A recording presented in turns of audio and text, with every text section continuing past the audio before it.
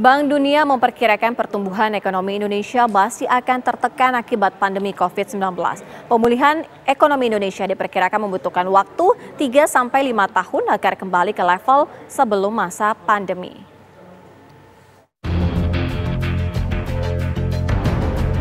Bank Dunia memperkirakan pemulihan ekonomi Indonesia membutuhkan waktu 3-5 tahun untuk bisa mencapai pertumbuhan di kisaran 5% atau kembali ke level sebelum masa pandemi COVID-19.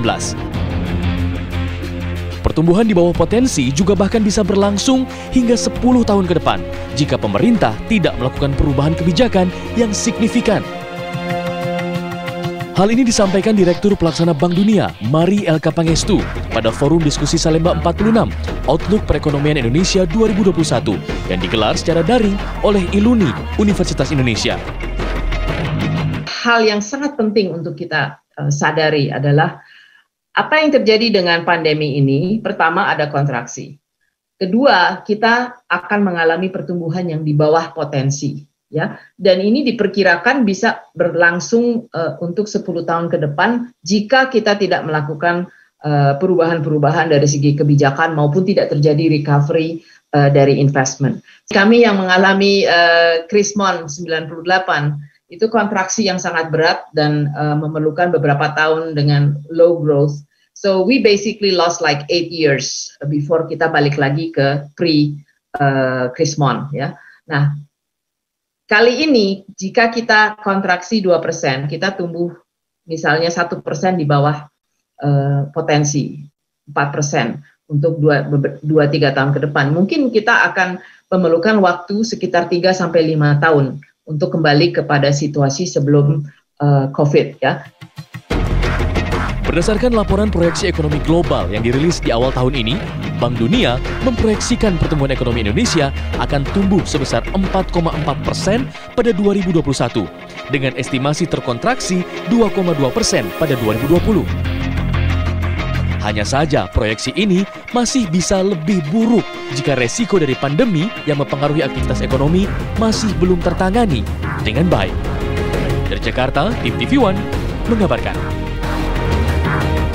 Untuk membahas lebih lanjut bagaimana prospek pemulihan ekonomi kita ke depan dan berapa lama yang dibutuhkan untuk kembali ke kondisi normal, kita akan bertanya langsung dengan Kepala Ekonomi Bank CIMB Niaga, Ardian Pangabean. Selamat sore, Bang Ardian. Selamat sore, Mbak Fira. Ya, Direktur Pelaksana Bank Dunia mengatakan bahwa ekonomi Indonesia membutuhkan waktu kurang lebih 5 tahun untuk bisa kembali normal seperti sebelum masa pandemi. Pendapat Anda? Saya sepakat dengan assessment Bu Mary Pangestu karena beberapa hal yang persis sama saya lihat. Pertama adalah extended L-shape atau U-shape growth yang kita rebound yang kita alami akan kita alami. Itu artinya tren growth kita telah bergeser ke bawah dan ini sudah kelihatan. Dan untuk mengembalikan tren ke jalur sebelumnya, memang kita butuh banyak sekali PR yang besar. Ambil contoh misalnya yang paling gampang tuh APBN. Salah satu cara untuk melihat kemampuan APBN untuk mendorong atau menghela pedati ekonomi yang berat itu adalah dengan melihat defisit dari keseimbangan primer. Di tahun 2014 kita butuh kira-kira 5-6 tahun untuk menurunkan sebanyak 150 triliun defisit di dalam keseimbangan primer. Sekarang keseimbangan primer kita sudah mencapai 600 triliun. Dan saya kira butuh kerja sangat keras dan waktu cukup lama dan reformasi yang sangat fundamental di dalam bisnis proses kebijakan fiskal ya untuk bisa mengembalikan situasi itu. Dan in the meantime, karena itu adalah satu-satunya penghela ekonomi yang tersedia saat ini, maka ya kita harus berharap bahwa trend growth kita mungkin bukan sulit kembali ke atas. Nah, itu yang pertama. Yang kedua adalah perilaku dari swasta dan perilaku dari konsumen. Herd immunity itu tidak akan terbentuk menurut saya sampai dengan akhir tahun 2022 atau bahkan 2023 kalau kita melihat run rate dari vaksinasi kita itu seperti ini.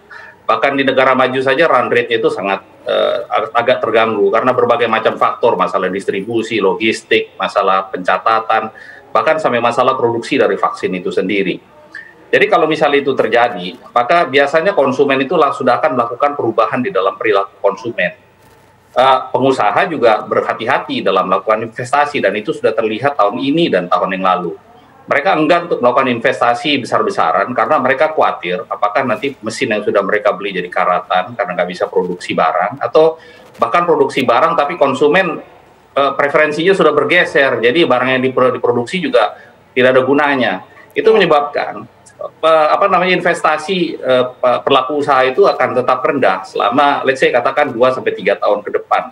Nah, non-optimal mix antara capital expenditure di APBN dan swasta itu akan menyebabkan pertumbuhan investasi itu akan cukup rendah, dan itu akan mendorong pertumbuhan ekonomi juga jadi akan rendah. Jadi saya kira itu yang harus kita perhatikan ya, sisi-sisi yang sifatnya itu sangat fundamental dan perilaku yang sangat berubah, dan itu terjadi karena krisis kita itu sangat besar. Oke, Bang Adrian, artinya di level mana bisa dikatakan normal, dan juga seberapa besar sebenarnya potensi pertumbuhan ekonomi Indonesia saat ini? Apakah bisa lebih cepat dari prediksi yang disampaikan oleh Bank Dunia? Saya melihat memang potensial output kita sudah bergeser ke bawah, atau momentum pertumbuhan kita sudah bergeser ke bawah selama 1 dekade terakhir. Jadi memang itu secara gradual terjadi penurunan karena terjadi rigidity di dalam labor market kita selama 20 tahun terakhir, dan ini yang harus diadres secara cepat dan secara sistematis. Jadi trend growth kita itu adalah 5% sekarang. Artinya pertumbuhan dari capital formation, pertumbuhan dari lapangan pekerjaan, pertumbuhan dari productivity itu berjalan sesuai dengan pre-COVID. Tapi kalau melihat dari kondisi yang seperti ini yang saya sampaikan sebelumnya, sulit untuk membayangkan productivity itu akan kembali kepada pre-COVID level. Karena ya itu membutuhkan investasi yang sangat besar dalam teknologi ya. Tidak semua masyarakat di seluruh Indonesia mempunyai akses terhadap teknologi seperti Zoom ini. Sehingga kombinasi antara capital dengan labor, bagaimana cara mereka bekerja itu masih akan terganggu, dan itu menyebabkan terturunnya productivity. Investment juga tadi kan sudah saya sampaikan, orang tuh tidak akan mau melakukan investasi besar-besaran, menunggu sampai dengan jelas betul nih perilaku konsumen bentuknya seperti apa pasca COVID, dan kemudian outlook bisnis itu seperti apa. Nah, ini semua akan mempengaruhi trend growth kita. Saya kira memang trend growth kita akan kembali ke tahun 2000, turun ke 4%. Sebagai informasi ya, dengan pertumbuhan kita bahkan 4% pun atau 4,4% pun nanti tahun 2021 ini, output kita di akhir tahun 2021 tetap sedikit lebih rendah dibanding tahun 2019. Jadi artinya kita memang mundur 2 tahun, akan mundur 2 tahun bahkan di akhir tahun 2021 dengan kondisi kita seperti ini. Oke, Bang, artinya apa saja sih sebenarnya yang menghambat? Kalau tadi Bang Adrian mengatakan bahwa agak sedikit pesimis karena akan ada perlambatan ekonomi sendiri. Saya kira saya nggak begitu pesimis ya, dalam artinya saya berusaha untuk realistis. Kalau kita melihat misalnya range pertumbuhan atau range forecast yang ada di global ini, Bank Dunia katakan 4,4%, IMF sekitar 4,8%, pemerintah 4,8, 5,5, 5,8, lalu ada juga yang lebih optimis mencapai 6%. Ada juga yang sangat pesimis 1. Saya melihat sih kelihatannya 3,9% pertumbuhan kita, yang artinya di atas nilai median 3%, di atas rata-rata mean dari estimasi. Jadi saya itu sebetulnya masuk dalam kategori cautiously optimistic. Tetapi memang banyak sekali yang harus diubah. Misalnya contohnya bisnis proses di dalam kebijakan fiskal, masalah DIPA, masalah desentralisasi, masalah perimbangan keuangan pusat dan daerah, masalah unit cost dari kontrak pemerintah. Itu kan adalah semua isu-isu yang sifatnya mikro, tapi sangat pervasif dan sangat fundamental, dan itu harus dilakukan perubahan secara mendasar dan secara cepat. Nah, itu yang pertama. Yang kedua, kita sedang berusaha untuk melakukan perubahan itu lewat Omnibus Law Cipta Kerja ya. Tapi dengan situasi yang mendesak sekarang ini, kita tidak bisa menunda implementasi dari Omnibus Law Cipta Kerja itu harus berjalan per tanggal 5 Februari sesuai yang ditenggatkan. Karena kita bekerja-kejaran dengan waktu. Nah, yang paling repotnya itu sebetulnya Omnibus Law itu kan sebetulnya memperbaiki ease of doing business kita, investment climate kita. Tapi itu kan hanya satu dari 3 variabel penting dalam pertumbuhan ekonomi dalam jangka panjang. Yang kedua lainnya itu adalah diplomasi dan foreign policy posture kita.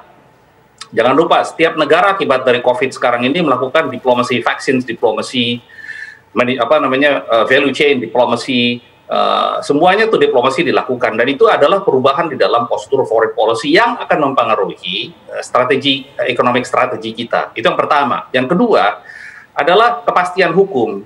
Nah, kepastian hukum ini kan adalah dasar dari terjadinya kontrak ya, business contracts ya. Nah, kalau misalnya business contracts itu tidak diperbaiki ya iklimnya, ya percuma saja kita mempengaruhi ease of doing business, memperbaiki ease of doing business kalau misalnya underlying kontraknya itu tidak pasti. Jadi memang pekerjaan ini besar sekali yang harus dilakukan dan harus segera dilakukan.